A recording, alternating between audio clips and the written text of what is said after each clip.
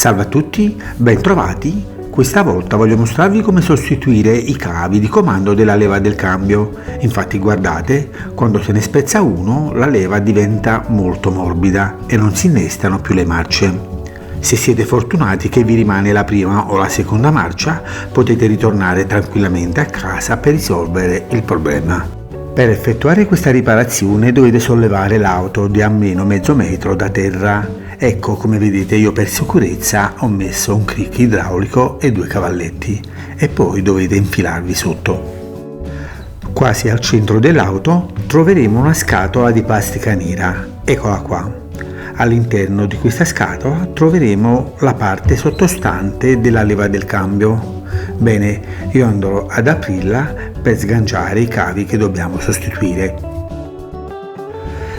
Ecco, guardate, qua partono i 2 cavi di comando della leva del cambio. Come potete notare, questo qua, guardate, si muove liberamente, quindi sicuramente si sarà spezzato.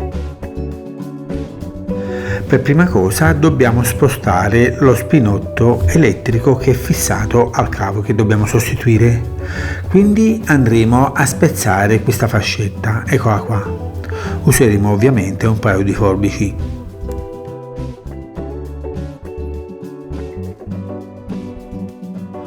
Ok, la fascetta è stata rimossa, eccola.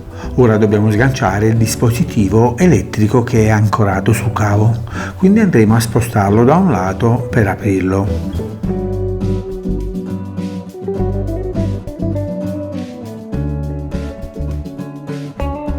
Come vedete, il sistema di aggancio è molto semplice. Guardate, è stato sufficiente utilizzare un cacciavite per aprirlo.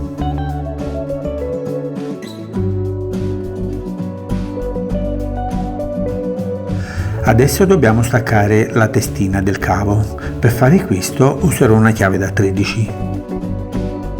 Bisogna solo fare un po' di leva. Ora dobbiamo sganciare la guaina del cavo dalla scatola nera che è fissata a innesto. Ecco qua, in questo punto. Quindi dobbiamo stringere le 4 alette di questo pezzo di plastica di colore bianco. Fate attenzione che per rimuoverlo ci perderete un po' di tempo, perché dovete considerare che non avete tanto spazio di manovra sotto l'auto. Comunque alla fine viene via. Ora dobbiamo sganciare il cavo anche da quest'altro supporto di plastica bianca. Eccolo qua, vi ho messo una freccia gialla per farvi capire meglio. Anche qui è un po' complicato liberarlo in quanto c'è poco spazio, ma comunque alla fine ci si riesce.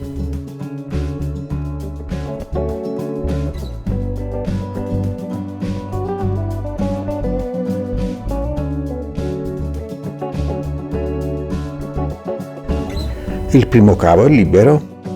Ora sganceremo anche il secondo cavo, eccolo qua, dalla leva del cambio.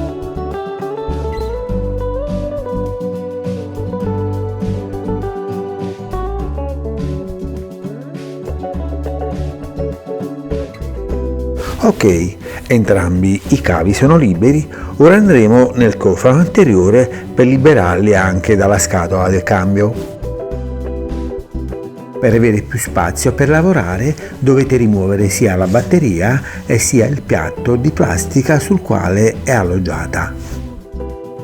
Eccolo qua, questo è il piatto di plastica. Per rimuoverlo andremo a svitare i 3 perni.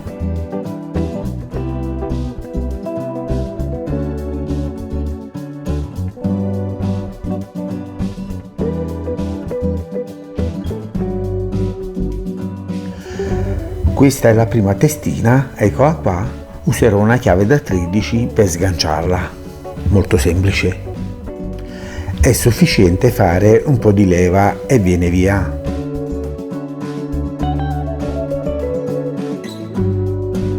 Ora non ci resta che rimuovere questo grosso supporto di plastica bianca evidenziato da questa freccia gialla che vi ho messo per rimuovere definitivamente il primo cavo. Per fare questo userò un'asta di legno e un grosso cacciavite per staccarlo dalla campana della frizione. occorre fare un po' di forza per farlo uscire fuori. Ok, il primo cavo è libero, ora faremo la stessa cosa anche con l'altro cavo. Stacchiamo prima la testina, eccola qua, e poi il supporto di plastica dalla campana della frizione. Molto semplice. Ora possiamo estrarre i due cavi. Questo è il primo, eccolo qua, e quest'altro è l'altro. Come avete visto, il lavoro è un po' rognoso perché c'è poco spazio per lavorare, ma alla fine è tutto molto semplice.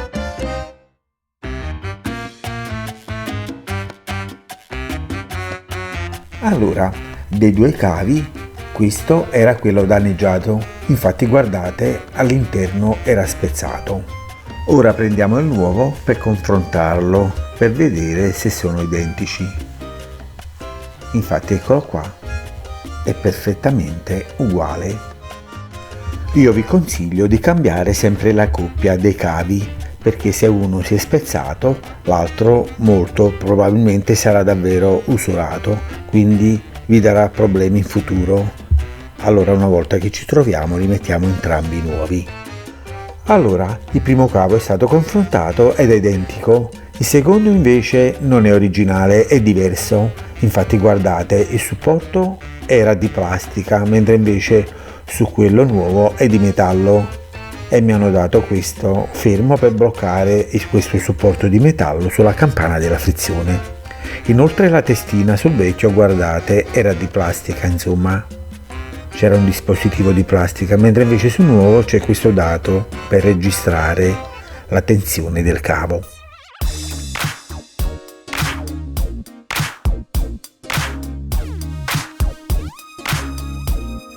Anche dall'altro lato il cavo è diverso, infatti qua il supporto era di plastica, mentre invece sul nuovo è di metallo con questo fermo per bloccarlo. È molto semplice comunque, non preoccupatevi.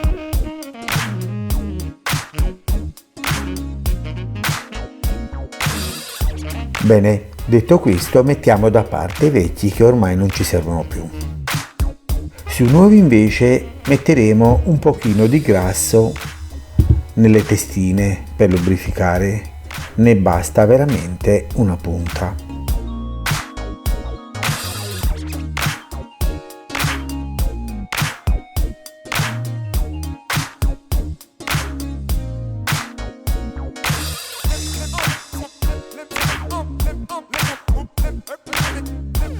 Il grasso l'ho messo, adesso posso incominciare a installare il primo cavo.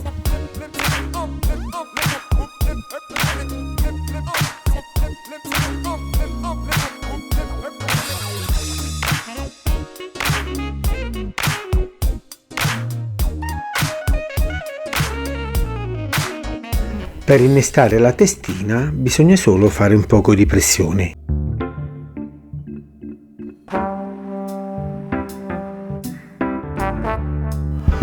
Ora userò questo fermo, eccolo, per fissare la guaina sulla scatola della leva del cambio. Ecco, cercherò di inserirlo qua in mezzo. Siccome il pezzo di ricambio non è originale, sto avendo difficoltà a inserire il fermo per bloccare la testa della guaina sulla scatola della leva. Allora vi ho messo queste frecce gialle, guardatele qua. Ora con un taglierino vado a rimuovere queste parti sporgenti evidenziate da queste frecce. Per farlo perderete un po' di tempo perché la plastica è molto dura e poi perché c'è poco spazio di manovra. Ok, la plastica è stata rimossa, guardate qua. Adesso posso inserire il fermo per bloccare la testa della guaina. Bisogna solo pressare con poco di forza, è molto semplice.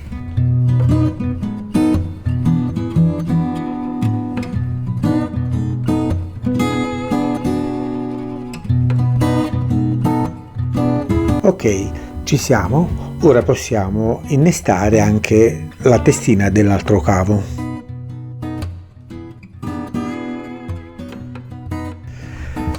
Prima di farlo dobbiamo installare questo dispositivo elettrico, eccolo qua, è questa scatolina nera.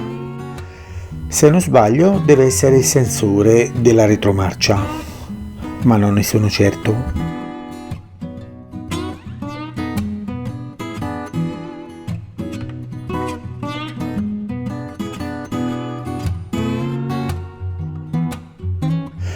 Metto anche una fascetta come stava prima di smontare.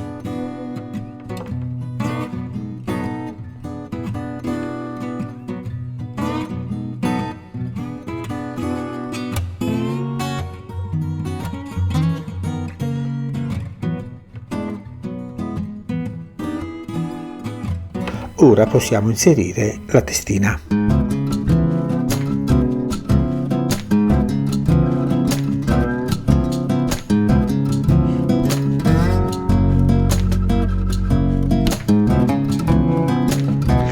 È andata. Controlliamo solo se scorre bene il cavo nella guaina, in questo modo. Bene, ora possiamo chiudere mettendo il coperchio di protezione. Dal lato di sotto ho finito, ora per terminare devo fissare i cavi anche dal lato motore, quindi mi alzo e vado a lavorare nel cofano. Se per caso la testina non arriva sulla sfera del selettore del cambio, noi possiamo girarla sia per avvicinarla o per tornare indietro, insomma, ecco, possiamo giocare come vogliamo noi fin quanto non troviamo il punto giusto. Ecco, giriamo. Appena siamo al punto giusto possiamo fare un po' di pressione e la innestiamo in questo modo. Bene, ora possiamo stringere il dado per bloccare tutto. Attenzione, se al lavoro finito azionando la leva del cambio non vi entra qualche marcia, non vi spaventate che dovete solo registrare i cavi di comando che avete appena installato. Quindi mettete la leva del cambio in posizione di folle e poi andate nel cofano motore a scollegare le testine dei cavi. Su queste testine molliamo un po' i dadi di blocco e poi avvitiamo e svitiamo le testine fin quanto non saranno perfettamente allineate e posizionate sulle sfere del selettore del cambio. Una volta che saranno perfettamente in posizione, facciamo pressione sulle testine per installarle e poi diamo una stretta ai dadi di blocco.